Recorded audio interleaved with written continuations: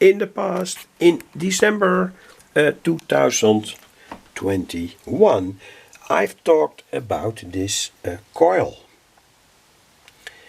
It's a pancake coil, and I've read much more about it during the past months, and my first experiments also showed that it had extremely good properties in oscillation, and I have already made a video about it where you can see how good such a coil works when it's connected to a field effect transistor oscillator.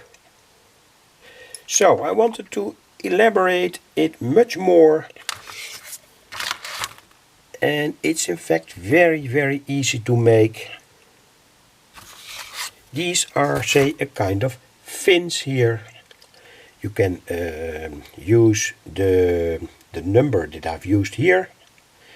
You can count it. You can use a smaller number of fins, legs or whatever, made on well varnished multiplex, and then here braid in that wire, and of course make taps.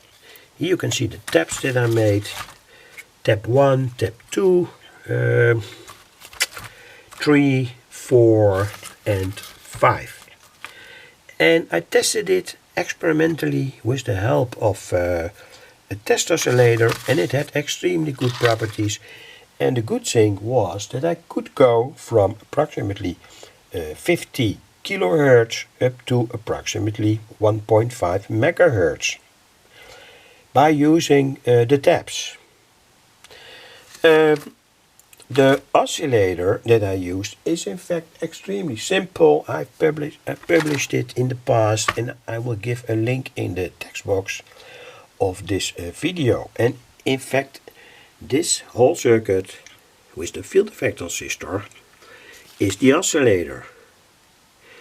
The only thing that we have here, the important thing that there is a small coil here.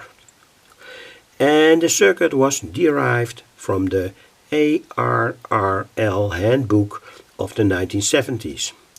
I made it many times, and when you go to the link in the description, you will find a universal test oscillator that was made in this way, though, important to tell, there was a buffer. Not only field effect transistor here, after that there was a buffer. And also important to tell, I made it in the past with a BF245, A, B or C. That's an obsolete NFET.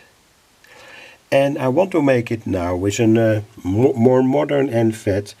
It has the same pin connections. It's the BF256A. Same pin connections, etc, etc. So here is the basic setup. The pancake coil, that's here. Here are all the taps. Here is a switch with which you can switch in parts of the coil. Of course, it has an effect on the frequency. Here is the tuning capacitor, and here is the first setup. Like I made it. Small transformer, doesn't have to have so much power, 2 watt is enough. Here is the voltage apply, approximately 28 volt or so. And here is the front. And like I always make my circuits, it's made with multiplex wood, triplex wood, covered with tin plate, glued with tin plate. And there is a lot of more information on my YouTube channel about how to do that. Of course, we have the standard frustrations when you make such a circuit.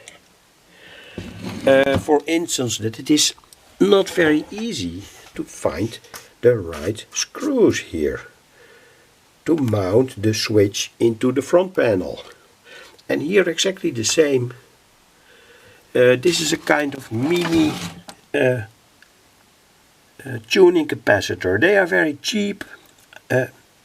No problem with such a circuit that has to do, say, kind of elementary job. You can use it as a test oscillator or whatever, perhaps even as a VFO. So it doesn't have to be an expensive capacitor, but anyway, there are small screws here in the front, and it's often kind of pain to search in all the boxes that I have for the right screws. But of course I salvage many screws through the years. But I think at the moment I'm more or less exhausted. And it will be perhaps a problem in the future to mount such a simple tuning capacitor. Anyway, here the BF245 and here the BF256A. I say here that it is the BF245, but of course that's not true. When you want to do a real study the data sheets, but I think, and I'm more or less sure, I have already made a few experiments, that you can also use, in cases of a BF245, a BF256A. And they are on some websites even sold as complementary. Not complementary, but more or less identical. I don't get into that discussion. Not very interesting, I think, anyway. So here is the whole first idea. Simple oscillator, test oscillator. And like I always have taught how to make it with that tin plate on the back side. A very simple scale. Of course, such a simple test oscillator must be used, or in general, when you want to be precise, with the help of a good quality oscilloscope with a frequency counter. So this could only give here in this, when I tune the tuning capacitor, it will only give a very coarse indication, and your oscilloscope and your counter will give you the best information about where this oscillator will work. Of course now it's not connected, so we don't read anything. Whatever. This is the first idea. I found this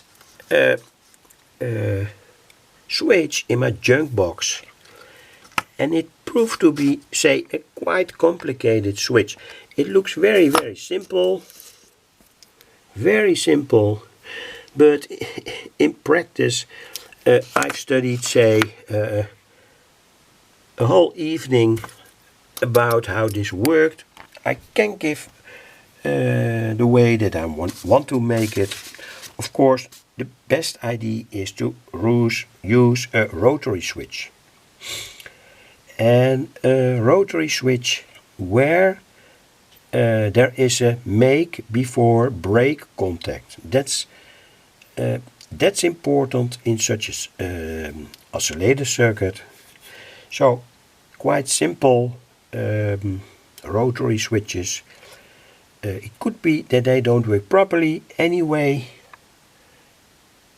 try and test. This is also a good way with two switches. Of course, then you only have 4 positions, so you have to diminish the taps to 4 taps, not 5 taps. That was also the problem here, that I made 5 taps, but anyway, it all depends on what you want and what you need. The coil by itself can work between 50 kilohertz and approximately 1.5 megahertz, perhaps even 2 megahertz. So when the coil is short enough, so say on its first tap, here tap 1, it could be that you are on say 1.5 megahertz, but of course when the inductance of the coil gets bigger by using the final tap, say tap 5, of course in that case you will go to a very much lower frequency. That's logical when we look at the radio theory, and of course combined with a tuning capacitor of 0 to 500 picofarad. That's here approximately, this is the, of course it's never 0, but anyway say it's 20 picofarad up to 500 picofarad or so. Perhaps 300 picofarad, 400 picofarad, doesn't matter much. Most important thing is that it oscillates and that you get to the frequency band that you want and like and need. So anyway, thanks for watching. Hope it was a little bit clear. Again, go to the description of this video. There you will find the circuit of a universal field effect transistor oscillator with a buffer that can work between approximately, say, 40 kilohertz and even 10 megahertz. And I'm gonna say mimic that circuit.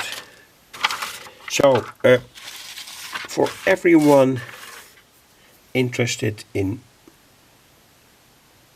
puzzles, this is a circuit that I did not want to show, but anyway I want to use this here, where it's in fact how this capacitor will work, capacitor switch will work anyway. And here also some IDs, forget them. Of course, best idea is to use a rotary switch, or say a combination of a few normal switches where you can't get a rotary switch. Rotary switches with good properties for high frequencies are perhaps nowadays a little bit scarce or very expensive, so this can help. In this case you can use normal switches that are used for audio applications. That will surely work up to approximately, say, 3 or 8 or even 10 megahertz. That's my experience when they have a good quality.